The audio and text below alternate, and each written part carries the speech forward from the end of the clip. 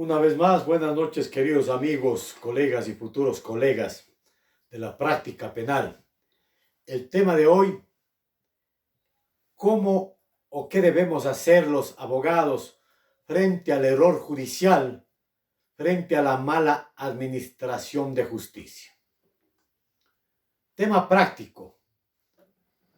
Efectivamente, el artículo 32 del Código Orgánico de la Función Judicial, en concordancia con el artículo 11, numeral 9 de la Constitución de la República del Ecuador, nos da la facultad para poder demandar en su momento la mala administración de justicia y el error judicial.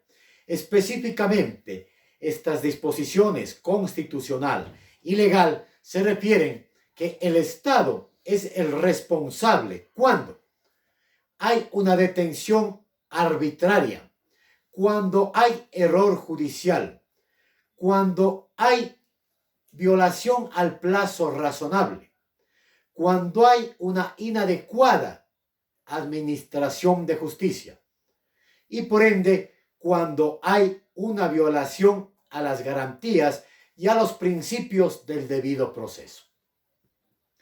Prácticamente es amplia las causas por las cuales nosotros podemos presentar una demanda. Pero en la práctica, nosotros podemos demandar nacional e internacionalmente, temas que ya hemos visto. Sin embargo, en la práctica, para obtener resultados rápidos a favor de nuestro cliente, ¿qué debemos hacer cuando vemos que existe o puede existir una mala administración de justicia, un error judicial, cuando se ha violado ese plazo razonable o cuando hay violación a los principios del debido proceso o, indudablemente, a las garantías judiciales de nuestro patrocinado en un proceso penal? Hay tres circunstancias. Primero, presentar todas las medidas cautelares a favor de nuestro patrocinado. Segundo, presentar todas las acciones administrativas en contra de esos operadores de justicia. Es decir, quejas ante el Consejo de la Judicatura. Y luego, la parte técnica judicial de demanda propiamente dicha en contra de esos operadores de justicia. Pero en la práctica necesitamos nosotros precautelar a nuestro patrocinado, precautelarnos nosotros los abogados en libre ejercicio profesional, que dentro del sistema judicial ecuatoriano somos la última rueda del coche. Siempre se nos violenta, se nos viola nuestros derechos. No tengamos recelos, presentemos queja al juez, es la única manera, queja al fiscal, es la única manera de frenarles a estos ciudadanos que administran mal justicia en nuestro país. Luego, cabe preguntarse en contra de quién presentamos por error judicial, mala administración de justicia. Al Estado ecuatoriano, obviamente en contra del Consejo de la Judicatura, pero cuando ponemos en nuestro libelo, en nuestra demanda, debemos poner también a los operadores de justicia que cometieron el error judicial, a los fiscales que cometieron esa violación al debido proceso, porque hay que distinguir. Los fiscales cometen violación a los principios y garantías del debido proceso, cometen violación al plazo razonable. Los jueces, en cambio, cometen mala administración de justicia y obviamente error judicial, porque ellos son los que administran justicia, tienen competencia y jurisdicción, es decir, los que ejercen la justicia en el país, en tanto que los fiscales son los encargados de la investigación, por lo tanto violentarían también la detención arbitraria o la detención que va en contra de las garantías judiciales, como ya conocemos una de ellas, la Ley Miranda. Cuando cabe, de acuerdo a lo que dispone nuestra legislación, específicamente en el artículo 32, y Biden hace referencia que el Estado será responsable cuando en un proceso de revisión penal se reforme y se le dicte una sentencia en la que se le declare inocente o que ratifique su estado de inocencia. Sin embargo, la ley constitucional y la ley del derecho material ya invocadas hacen referencia a tres aspectos, mejor dicho, a tres aspectos dentro del proceso penal. Primero, cuando se dicta un sobreseimiento a favor de nuestro patrocinado. Ahí procede la demanda nacional e internacional. Luego, cuando en un tribunal de garantías penales o un tribunal de juzgamiento, en el caso de fuero, dictan una resolución ratificando la inocencia. Y también, obviamente, cuando un recurso de revisión cambia la situación jurídica de culpable a inocente. Pero eso consta en la ley, consta en la Constitución, pero en nuestra Constitución también establece cuando se ha violentado los vicios de procedimiento en su detención, lo que la ley denomina detención arbitraria. Nuestro sistema interamericano de derechos humanos tiene varios casos en los que se ha demandado por violación precisamente en contra del bien jurídico de la libertad y se ha convertido en una detención arbitraria.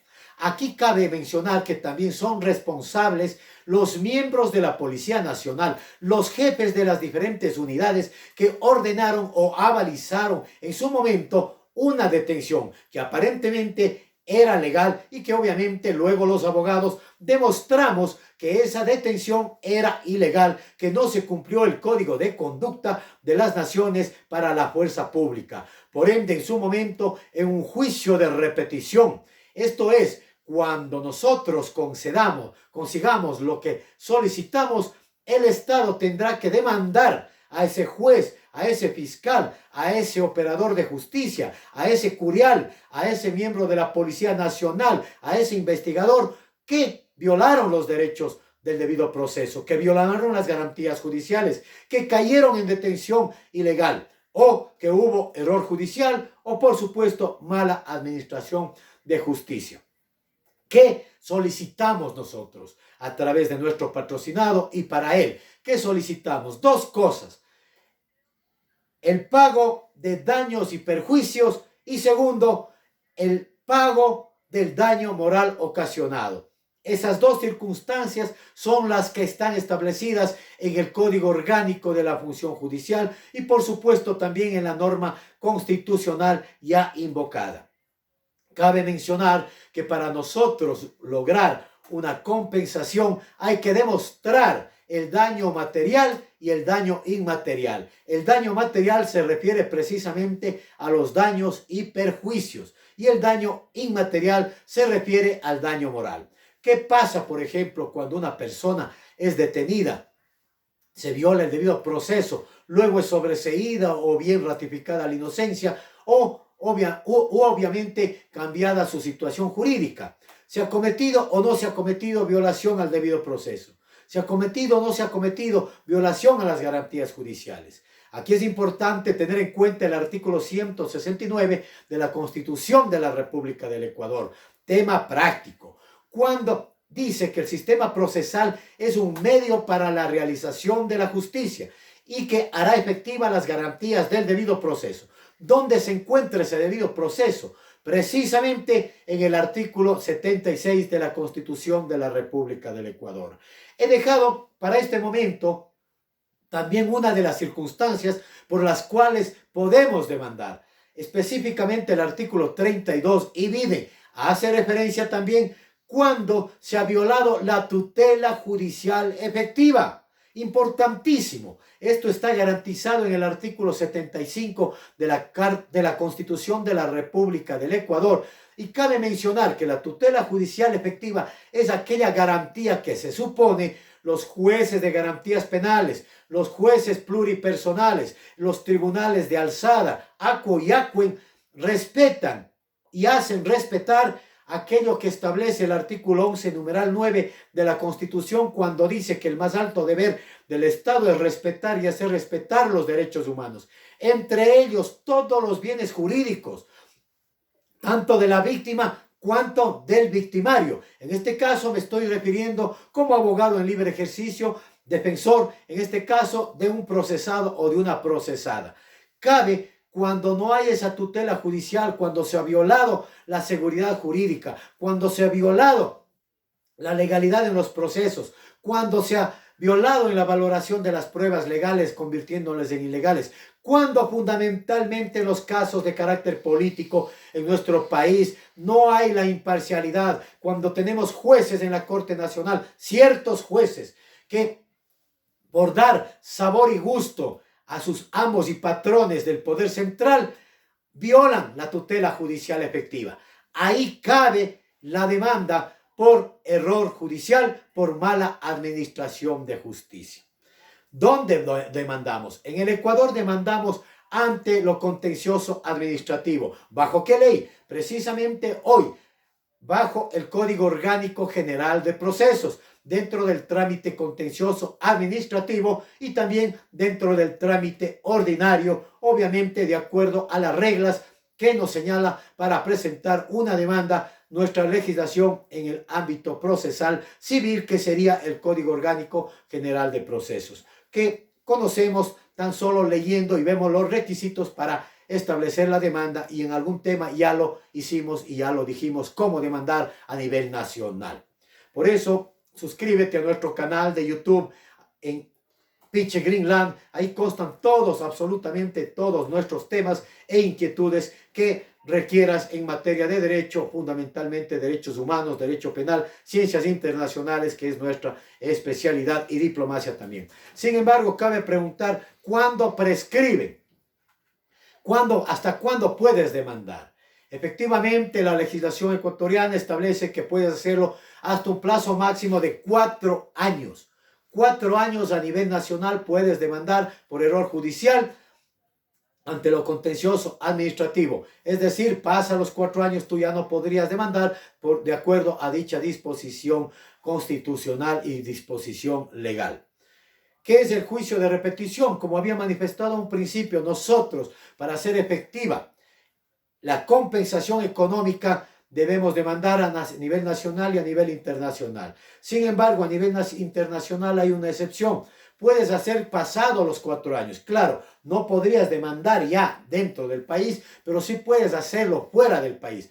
¿Cuándo? Son 2 casos únicamente. Cuando se te ha negado la justicia, cuando no se te ha concedido la tutela judicial efectiva, cuando se te ha violado el debido proceso, por supuesto, pero cuando se te ha denegado, dice la legislación internacional, la justicia en tu país. Y segundo, cuando son casos de la política, casos que no se ha permitido procesar en el país porque ha existido una metida de mano de los gobiernos de turno, que ya los ecuatorianos estamos acostumbrados ya casi más de 10 años con el gobierno anterior, y no se diga con este gobierno.